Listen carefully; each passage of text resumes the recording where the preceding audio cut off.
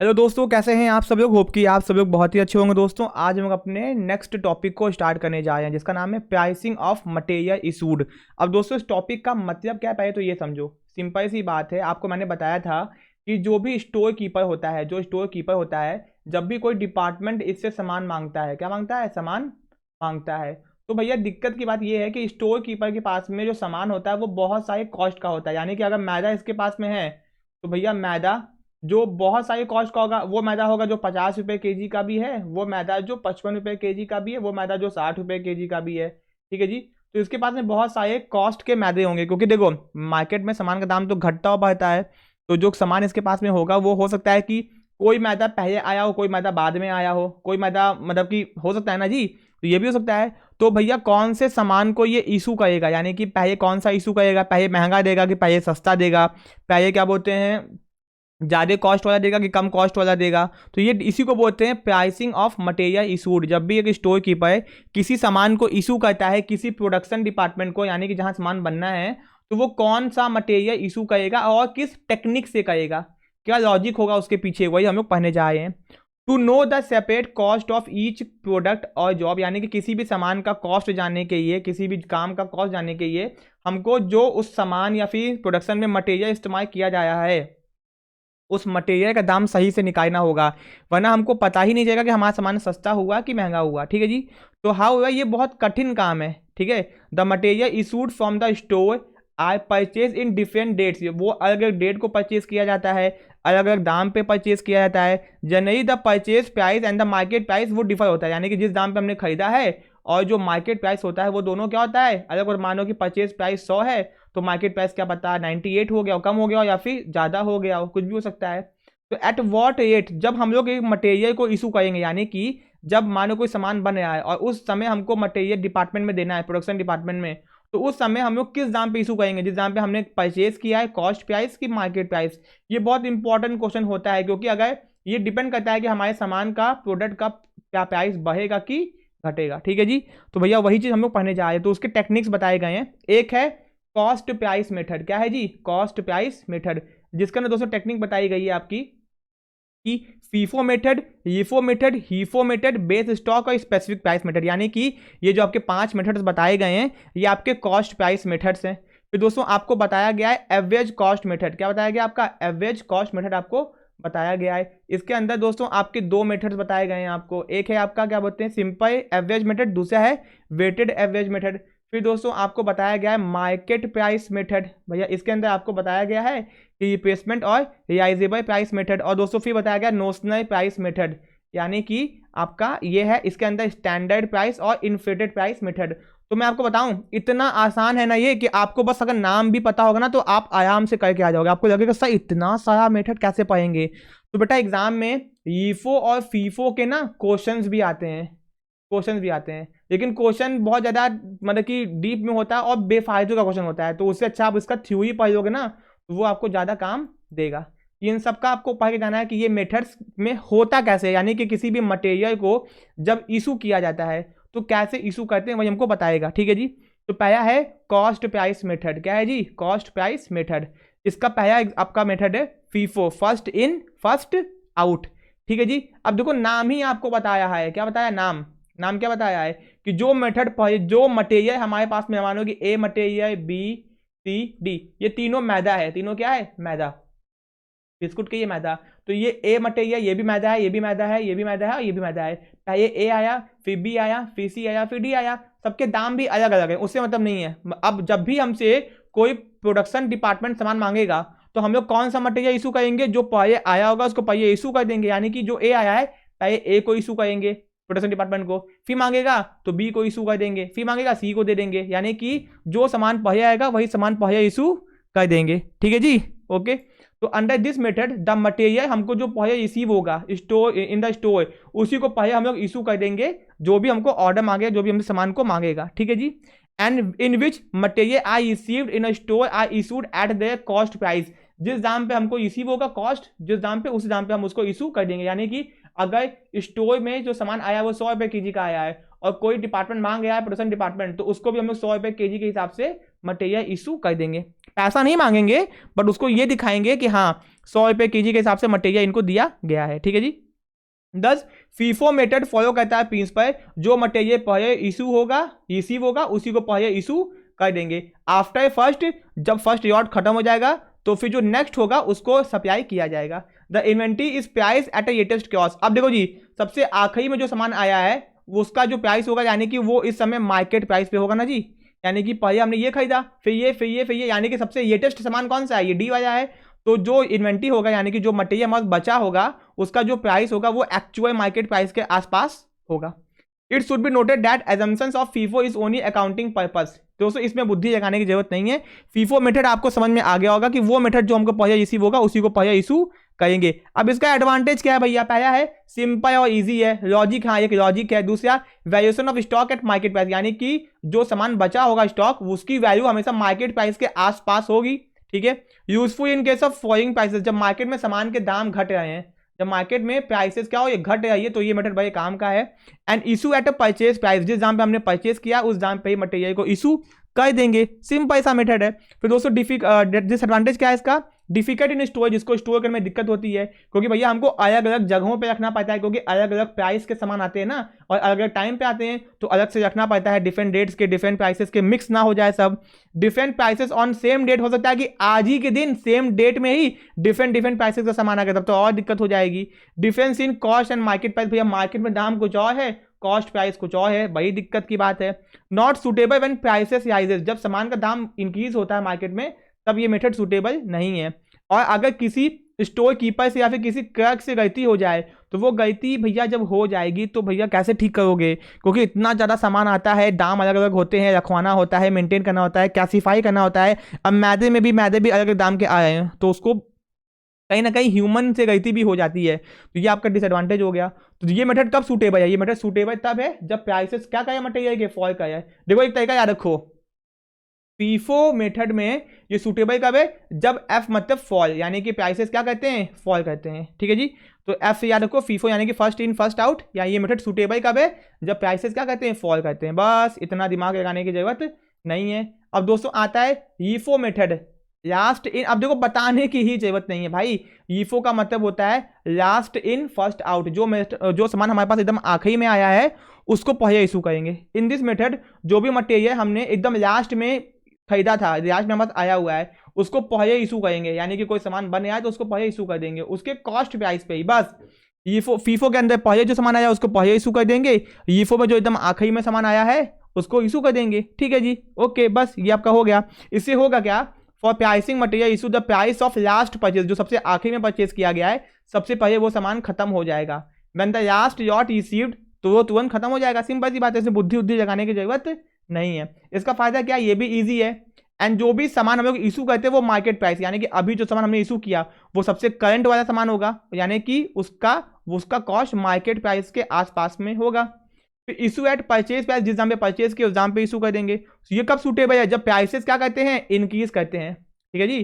तो ईफो वाला कब सूटेबल है, जब प्राइसेस क्या करते हैं, इंक्रीज करते हैं। फीफो वाला कब सूटेबल, जब प्राइसेस क्या करते हैं, फॉल करते हैं, ठीक है जी। डिसएडवांटेज क्या है, वैल्यूएशन ऑफ क्लोजिंग स्टॉक, इसकी कमी क्या है कि जो भी स्टॉक हमारा बचा होगा वो ओल्ड प्राइस पे शो करेगा, क्योंकि हमने जो लास्ट में आया था वो पहिया इशू कर दिया, एक जो पहिया आया था वो बचा हुआ है, यानी कि जो बचा हुआ सामान है उसका प्राइस पुराना वाला होगा जी, ठीक है। ये प्रैक्टिकल नहीं है। ये कौन सा प्रैक्टिकल है जी, जो सामान सबसे पहले आया है उसके पहले इशू करना, तो ये प्रैक्टिकल मेथड नहीं है, ठीक है जी। यानी कि आप ये समझो कि आप सब्जी खरीद के आए हो, ठीक है जी, तो जो सब्जी आप आज खरीद के आए हो उसको आज ही बना दिया है, लेकिन जो आप 3 दिन पहले खरीद के आए थे उसको रखे हुए फ्रिज के अंदर, तो वो 3 दिन पहले सब्जी खराब हो जाएगी ना जी।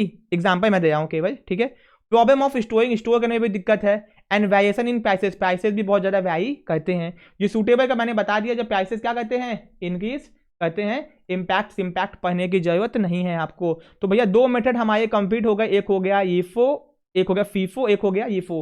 तो भैया ये देखो कितने आसान थे, इसका मेड और डिमेड कितना आसानी से हो गया। अब भैया आते हैं हम लोग हीफो के ऊपर। ये क्या है भैया, हीफो मतलब होता है हाईएस्ट इन फर्स्ट आउट। अब ये क्या होता है भैया, यानी कि ये भी फीफो ईफो की तरह ही है। इसका क्या मतलब होता है, बस ये देख लो। इसका मतलब क्या होता है, बस मैं आपको समझा देता हूं कि in this method material purchase at a highest price, जो सामान सबसे ज्यादा महंगा होगा, ठीक है जी, उसको पहले इशू किया जाएगा। यानी कि हाईएस्ट इन, जो सबसे महंगा सामान होगा उसको पहले इशू किया जाएगा। भले वो कभी भी खरीदा गया उससे मतलब नहीं है। आफ्टर दिस, उसके बाद जो नेक्स्ट उससे सस्ता होगा उसको इशू किया जाएगा, उसके बाद जो से सस्ता होगा उसको इशू किया जाएगा। तो भैया बस यही है, यही आपका मेथड है हीफो। ठीक है, आपको समझ में आ गया होगा। दस HIFO method is the production absorb the high cost of material and जो क्लोजिंग स्टॉक होगा यानी कि जो स्टॉक बचा होगा उसका वैल्यू हमेशा कम दाम पे दिखाई देगा। ये मेथड कब सूटेबल है? जब हम कोई कॉस्ट प्लस कॉन्ट्रैक्ट करते हैं, यानी कि हम किसी से कहते हैं कि आपका जितना भी खर्चा आएगा प्लस उसमें हमारा प्रॉफिट जोड़ देना, तब ये मेथड सूटेबल होता है। ठीक है जी। This method is suitable in fluctuating market prices, जब मार्केट में दाम बहुत फ्लक्चुएट करता है ना तो उस समय ये मेथड बहुत सूटेबल होता है। ठीक है जी, ओके। तो अब दोस्तों आता है तीसरा भी हो गया, अब आता है बेस स्टॉक। ये बेस स्टॉक एग्जाम में पूछता नहीं बट मैं आपको बता देता हूं। बेसिकली तीनों इंपॉर्टेंट था, फीफो, ईफो और हीफो, बहुत आसान था। अंडर दिस मेथड, अब इसमें क्या होता है, इस मेथड के अंदर certain minimum stock of material at a specific rate is always maintain, यानी कि हम लोग हमेशा एक पर्टिकुलर कोई सामान होगा, यानी मैदा है, अब मैदा मानो हमेशा अपने पास में 50 रुपए केजी वाला मेंटेन करके रखे जाएंगे, यानी कि कम से कम 100 केजी मैदा अपने पास में क्या रहेगा, मेंटेन रहेगा हमेशा। एक तो बेस यानी कि आधार, जब भी कमी होगी, अब जब भी हमारे पास नेक्स्ट आएगा ना तो फिर हम पहिए अपना बेस भरेंगे, यानी कि अपना भंडार को भरेंगे और उसी में से इशू करते जाएंगे। तो हमेशा हमारे पास एक तो मिनिमम स्टॉक होगा जो कि हमेशा एक पर्टिकुलर रेट का होगा, यानी कि 50 रुपए, 51, 52, 53 वो रेट का रखा होगा, हमेशा उसी को इस्तेमाल करेंगे इशू करने के लिए। जब भी कम होगा तो ये कि जब भी आएंगे तो पहले अपना बेस को स्टॉक को भरेंगे फिर बाद में उसको एक्स्ट्रा रखेंगे। तो बेस का मतलब होता है हम लोग हमेशा एक स्टॉक को मेंटेन रखते हैं अपने पास में और जब भी मटेरियल इशू करना होता है तो उसी में से इशू करते हैं। ठीक है जी, ये आपका हो गया। तो दोस्तों ये थोड़ा सा अच्छा मेथड है। The stock over base stock can be valued adopting any method, इसको हम लोग किसी भी मेथड से अडॉप्ट कर सकते हैं, फीफो से, ईफो से, हीफो से, वो आपकी मर्जी है। ठीक है जी, ओके। जब हमारा प्रोडक्शन बहुत लंबा चलता है, यानी कि हमको पता है कि बहुत लंबे समय तक प्रोडक्शन करना है, तब भैया एक मिनिमम स्टॉक को मेंटेन करना बहुत जरूरी होता है कि इतना सामान मिनिमम होना ही चाहिए। तो उस समय भैया ये मेथड इस्तेमाल करते हैं। अब दोस्तों आता है स्पेसिफिक प्राइस मेथड। ये क्या आता है जी? स्पेसिफिक का क्या मतलब दोस्तों होता है? स्पेसिफिक का मतलब होता है this method is applied when material are purchase separately for specific job, यानी कि समझो बात को, हम अपना गए कार्ड छपाने, शादी का कार्ड छपाने गए अपने दोस्त का, ठीक है जी। तो कार्ड छपाने गए, हम भैया कहे कि हमको भैया ब्लू कलर के कागज पे कार्ड छपवाना है, तो कंपनी ने ब्लू कलर का कागज अलग से परचेज किया हमारे ये कार्ड को छापने के लिए। तो ये जो उसका कंपनी का खर्चा आया है ये खर्चा हो गया स्पेसिफिक, यानी कि कंपनी ने स्पेशल हमारे ये ब्लू कलर का कागज खरीदा है। तो ये मेथड कब होता है? जब कोई स्पेसिफिक अलग से काम करते हैं, अलग से कोई कॉन्ट्रैक्ट मिलता है तो उसके लिए हम लोग अलग से सामान खरीदते हैं, तो भाई जितना सामान का कॉस्ट आएगा उतना हम लोग उसको ऐड कर देंगे, इसमें कुछ बुद्धि नहीं लगानी। यानी कि आपकी प्रिंटिंग की दुकान है तो भैया आप क्या करोगे, किस सामान को कैसे इशू करोगे? ठीक है जी। तो अगर आपको मानो कोई कह दे कि कार बनवानी है, कार आपको अलग करके बनवानी है, 100 कार चाहिए, तो आप लोग 100 कार अलग तरह से डिजाइन की चाहिए, तो उस डिजाइन का पैसा, सामान का पैसा, कलर का पैसा अलग से चार्ज करोगे ना जी। ठीक है जी, और जितना भी खर्चा आएगा उसमें ऐड कर दोगे। ये होता है स्पेसिफिक प्राइस मेथड। इसके फायदे क्या है? इसमें कैलकुलेशन कम करनी होती है, जितना खर्चा आया ऐड कर दो, एक्चुअल हमको पता होता है cost of production and proper evaluation of stock, stock का वैल्यू हमेशा आराम से निकल जाता है। ये मेथड सूटेबल नहीं है क्योंकि भैया हमको अलग से सामान खरीदना पड़ता है जो कि हम लोग बार बार तो खरीदते नहीं है, तो ये मेथड सूटेबल नहीं है ज़्यादा। और बहुत सारी प्रैक्टिकल प्रॉब्लम्स भी आती हैं क्योंकि कभी कभी कस्टमर ऐसी डिमांड कर देता है कि भैया वो चीज़ें करना इम्प्रैक्टिकल होती हैं या फिर करने से नुकसान भी हो सकता है। ठीक है जी। तो भैया हमने जितने भी कॉस्ट प्राइस मेथड थे आप ध्यान से देखो, हमने सब पढ़ दिया। हमने पढ़ दिया कि फीफो क्या होता है, ईफो क्या होता है, हीफो क्या होता है, बेस स्टॉक क्या होता है और स्पेसिफिक प्राइस मेथड क्या होता है। नाम से ही आपको समझ में आ गया जो मैंने आपको पहले बताया था, ईफो, फीफो, हीफो, बेस, स्पेसिफिक। ठीक है जी। अब दोस्तों आता है सिंपल एवरेज मेथड। क्या आता है जी? Simple average method. दोस्तों ये मैं मुझे बताने की जरूरत नहीं है, होता क्या है कि देखो मैं दिखाता हूं आपको, इतना आसान मेथड ना, आपको कि क्या ही मेथड है ये सिंपल एवरेज। ठीक है जी। इसमें क्या होता है? Under this method determining the issue price, की किस समान दाम पे हमको इशू करना है, quantity of material purchase is not consider, उसको हम ध्यान ही नहीं देते हैं। हम लोग क्या करते हैं, सब जो भी सामान खरीदा गया है, एक सामान, बी सामान, सी सामान, डी सामान, चाहे किसी भी डेट को परचेज किया गया होगा, सबके दाम को जोड़ दो और सबको क्या बोलते हैं, एवरेज निकाल दो। 4 से क्या कर दो, 4 से सामान, 4 डेट का सामान है, 4 से डिवाइड कर दो तो निकल के आ जाएगा एवरेज प्राइस। तो इसी दाम पे सामान को इशू कर दो। द एवरेज प्राइस हम लोग सामान का कैलकुलेट करते हैं, फिर क्या करते हैं उसको ऐड कर देते हैं prices at which material on different dates where purchase, यानी कि सामान का एवरेज प्राइस निकालते हैं फॉर्मूला से और उस दाम पे सामान को इशू कर देते हैं। ठीक है जी। तो ये मेथड सूटेबल तब होता है every time the material issued in the almost equal quantity, जब हर बार सामान हमको इक्वल क्वांटिटी में इशू करना होता है तो ये मेथड क्या है, सूटेबल है। तो आपसे पूछेगा क्या, तो बता देना कि भैया इसमें हम लोग मटेरियल हमेशा एवरेज प्राइस पे इशू करते हैं। ठीक है जी। एडवांटेज क्या है, मिक्स। अब इसका एडवांटेज क्या है कि मिक्स्ड फॉर्म ऑफ प्राइसेस, यानी कि अगर मैदा जा रहा है तो उस मैदे में क्या बोलते हैं भैया, जो प्राइस है वो सब प्राइसेस ऐड, यानी ए का भी, बी का भी, सी का भी, डी का भी, यानी कि चारों सामान। भैया ए जो सामान आया तो 50 रुपए के जी का था, बी जो आया था 60 का था, ये 65 का था और ये 70 का था। अब हमने सबको जोड़ के डिवाइड कर दिया। ठीक है जी। इससे क्या हुआ कि जो सामान जाया वो मिक्स्ड फॉर्म ऑफ प्राइसेस है। इससे होता है क्या, इक्वालिटी मेंटेन रहती है कि हाँ सामान हमेशा इक्वल, हमको पता है। अब एवरेज जब आ गया तो वो इक्वल हो गया, चीजें समान नहीं हो गई। ठीक है।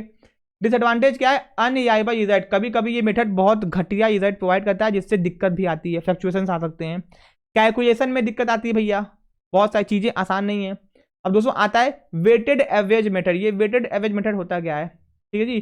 तो वेट क्या होता है कि कभी कभी कोई सामान इंपॉर्टेंट होता है तो हम उसको असाइन कर देते हैं वेट। आपने गुडविल का मेथड पढ़ा होगा, जिसमें आपने गुडविल का वेटेज प्रॉफिट मेथड पढ़ा होगा। Under this method determining the issue price, the quantity of material available in the stock and prices both are considered, यानी कि जो क्वांटिटी हम सामान दे रहे हैं और उसका प्राइस क्या है, दोनों को ध्यान में रखते हैं। In brief, weight average price is calculated by dividing the total cost of available material, यानी कि किसी भी सामान का टोटल कॉस्ट कितना है उसको डिवाइड कर देते हैं on the date of issue by total quantity से, कि उसकी टोटल क्वांटिटी कितनी है, इसे डिवाइड कर देंगे, जो भी दाम आएगा उस दाम पे मटेरियल को इशू कर देंगे जी। This method is pricing suitable for those material the prices of which fluctuate more, यानी कि ये मेथड तब इस्तेमाल करते हैं उन सामानों के लिए जिनके प्राइसेस बहुत ज़्यादा फ्लक्चुएट करते हैं, बहुत ज़्यादा फ्लक्चुएट करते हैं, उनके लिए इस्तेमाल करते हैं। Advantage simple calculation, mixed price, appropriate variation of closing stock, देखो वही चीज़ घुमा फिरा के दे रहा है।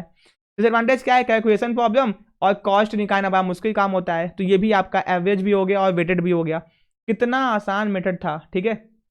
अब दोस्तों आता है मार्केट प्राइस मेथड। क्या आता है जी, मार्केट प्राइस मेथड। इसमें क्या होता है, देखो पहला है रिप्लेसमेंट प्राइस मेथड।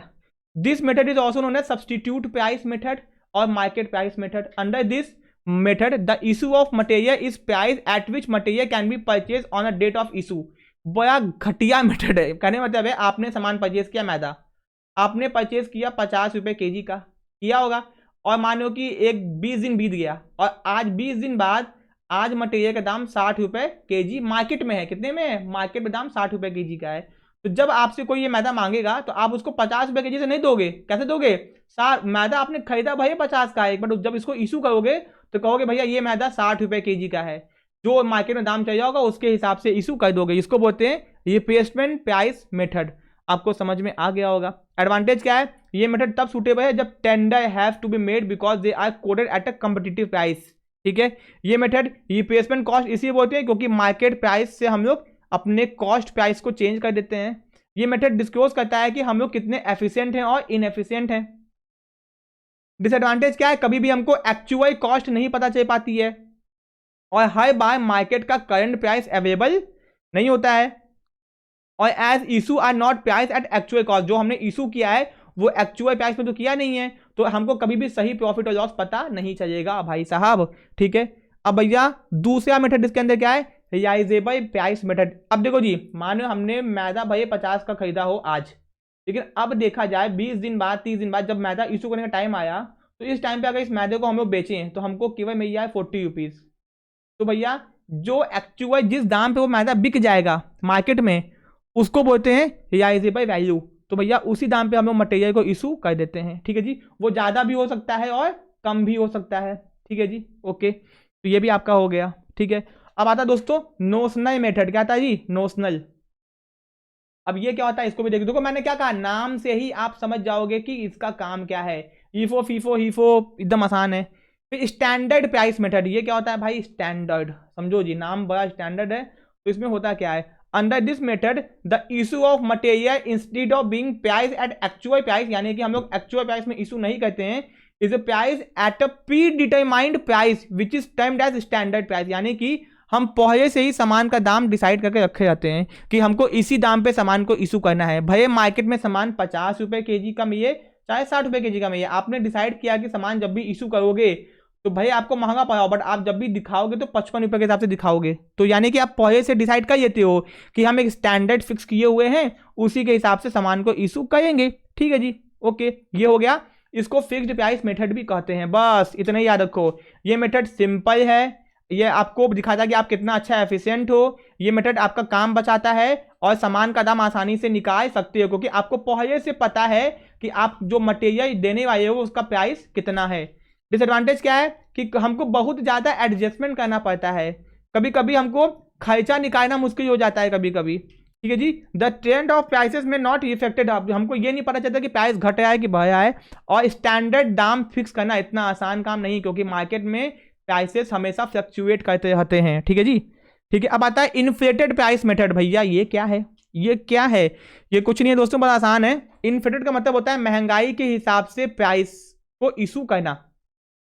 अब देखो, आपको पता है कि महंगाई तो भैया कभी आती है कभी जाती है, यानी कि सामान का दाम महंगा होता है, सस्ता होता है, टमाटर महंगा हो जाता है, आलू महंगा हो जाता है। तो in case the certain material wastage और loss of weight due to seasonal और other effect is unavoidable. The wastage और loss of material due to natural and general reason is included as a part of production cost. देखो, सामान हमने खरीदा और season के कारण, मौसम के कारण या फिर नेचुरल चीजों के कारण सामान खराब हो जाता है। जो खराब होता है वो भी हमारा खर्चा है ना, वो खर्चे को भी हम लोग कॉस्ट में ऐड करते हैं। ठीक है जी, सिंपल सी बात है। अगर आप 100 केजी चीनी खरीद के लेके आओगे तो 1 केजी चीनी आपकी कहीं ना कहीं गिर जाएगी बोए में जाने पे, कुछ ना कुछ नुकसान तो होगा ही, भरने में निकालने में, वो नुकसान तो होना ही होना है। ठीक है, 100 लीटर दूध लेके आओगे तो आपका कुछ लीटर दूध तो बर्बाद हो जाएगा, सिंपल सी बात है। तो when after adjusting the losses due to wastage, यानी कि जितने भी वेस्टेज के कारण लॉस होते हैं उसको एडजस्ट करने के बाद में the purchase price the material is issued at a inflated price. यानी कि मान लीजिए हमने 100 केजी कोई सामान खरीदा और उसको लाने में हमको क्या बोलते हैं, 100 में सामान 1 लाख का था और हमारा 5,000 का नुकसान हो गया, यानी कि 95,000 बचा मेरे पास में। तो 95,000 में हम लोग इसको देखते हैं कि मार्केट में कितना दाम होगा। मार्केट में सपोज कि 1,05,000 दाम है इस सामान का, तो 1,05,000 रुपये इसमें ऐड कर देंगे, और मतलब 95 को 1,05,000 देंगे, क्योंकि मार्केट में दाम इसका इतना ही है, और उसी के हिसाब से इसको इशू कर देंगे। यानी कि महंगाई जैसी होगी उसके हिसाब से ही सामान की कॉस्ट को इशू किया जाएगा। ठीक है जी, okay. It is therefore use in conjunction, यानी कि ईफो फीफो की जगह पे इसको इस्तेमाल, उसकी जगह या उसकी तरीके से इस्तेमाल किया जा सकता है। ठीक है जी, ओके।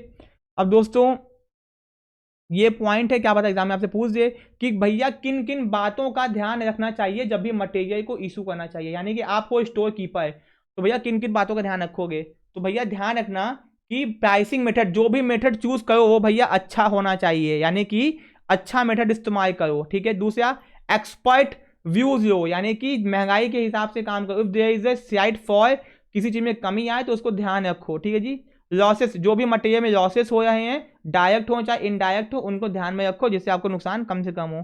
ठीक है, if prices of material continuously, अगर सामान का दाम लगातार बढ़ता जा रहा है तो ईफो मेथड या फिर रिप्लेसमेंट मेथड को इस्तेमाल करो। ठीक है जी, ओके। अगर फॉल कर रहा है तो फीफो को इस्तेमाल करो, यानी कि बता रहा है, ये सब ध्यान रखना। इफ कुछ खर्चे अलग से हो रहे हैं स्टोर के, जैसे इंश्योरेंस का खर्चा, स्टोरेज का खर्चा, एक्सपेंसेस, इंटरेस्ट ऑन कैपिटल, ठीक है जी, उसको हमेशा दिखाओ ये, और क्या करो, फैक्ट्री के खर्चों में से माइनस करो। यानी कि ये कुछ बातें बताई गई हैं जो कि जब भी हम लोग मटेरियल को इशू करेंगे तो उसको ध्यान में रखेंगे। ठीक है, ये सब आपको पढ़ना, pricing of material return to store, पढ़ना नहीं है, इसे पढ़ना नहीं है। ठीक है जी, ओके। एक आइडिया ये भी पढ़ना नहीं है आपको। ठीक है जी, वेरिफिकेशन ऑफ मटेरियल आपको पढ़ना, वेरिफिकेशन। दोस्तों इसको मैं आपको बता देता हूँ वेरिफिकेशन क्या होता है, क्या पता आपसे पूछ दे एग्जाम में तो आपको दिक्कत ना आ जाए, क्योंकि ये सिलेबस का ही पार्ट आपके है।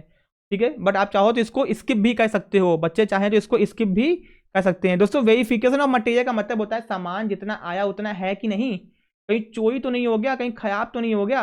तो generally the quantity of material purchase for production is not totally consume, यानी जितना सामान खरीदते हैं उतना कंज्यूम तो होता नहीं है, कुछ सामान बच जाता है। ठीक है जी, in the production process the quantity of material in store is shown on the assets. अब भैया जो भी सामान हमारे स्टोर में रखा वो हमारा क्या है, एसेट्स है, और हमने बैलेंस शीट में उसको दिखाया हुआ है स्टॉक के नाम पे। ठीक है जी, फॉर चेकिंग, अब भैया मटेरियल चोरी ना हो जाए इसके लिए उसको वेरीफाई करना पड़ता है, जाके चेक करना पड़ता है। It should be noted that whether remaining quantity of material which has been shown by एजर, यानी कि जो भी बिन कार्ड में या फिर स्टोर एजर में दिख रहा है वो है कि नहीं है, तो जाके चेक करना पड़ता है।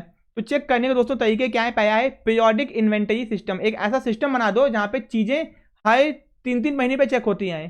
ठीक है, under this system all material physically check किए जाएंगे हर एक टाइम पीरियड के बाद में, 3 महीने के बाद में, 6 महीने के बाद में, या फिर साल के बाद में। ठीक है जी, ये एक तरीका हो गया।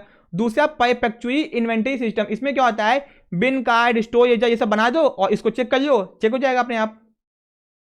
फिर स्टॉक वेरिफिकेशन, जाके स्टॉक को वेरीफाई कर लो खुद ही भैया। ठीक है जी, ओके, ये भी आपका हो गया बस। अब दोस्तों ये सब आपको पढ़ने की जरूरत नहीं है। ठीक है जी, फिर फिजिकल स्टॉक वेरिफिकेशन खुद जाके चेक कर लो। पीरियोडिक स्टॉक वेरिफिकेशन यानी कि आप जा जाके एक एक 3 महीने बाद 6 महीने चेक कर लो। कॉन्टिन्यूस यानी कि हर दिन चेक करते हो भाई, हर एक मतलब 2 दिन पे चेक करते रहो। ठीक है जी, ओके, ये आपका हो गया। ठीक है दोस्तों, ये जो परपेचुअल इन्वेंटरी सिस्टम है इसको थोड़ा ध्यान देना, ये क्या पता एग्जाम में पूछ देगा आपसे। परपेचुअल इन्वेंटरी सिस्टम ये क्या होता है, जहाँ पे रिकॉर्ड्स हम लोग मेंटेन करते हैं, जैसे कि बिन कार्ड मेंटेन करते हैं, स्टोरेज मेंटेन करते हैं, और इसी के सहायक हम लोग चेक करते हैं कि कितना मटेरियल है और कितना मटेरियल नहीं है। ठीक है जी, ओके, और करंट प्राइस कितना है, क्योंकि स्टोरेज में क्वांटिटी के साथ में प्राइस भी दिखता है और बिन कार्ड में बस क्वांटिटी दिखती है, तो हम इस समय कंट्रोल भी कर पाते हैं। तो इसका जो भैया है आपका वो एडवांटेज और डिसएडवांटेज, ये एडवांटेज इसको एक बार देख लेना। ठीक है जी, एडवांटेज खुद से बना के भी लिख दोगे, तो यानी कि ये चैप्टर भी अपना खत्म हो गया। नेक्स्ट चैप्टर अपना है material inventory control concepts and technique, ये अपने सिलेबस का पार्ट है, इसको हम लोग नेक्स्ट पार्ट में डिस्कस करेंगे। होप कि आपको समझ में आ गया होगा। मिलते हैं अपने नेक्स्ट पार्ट में। Thank you so much.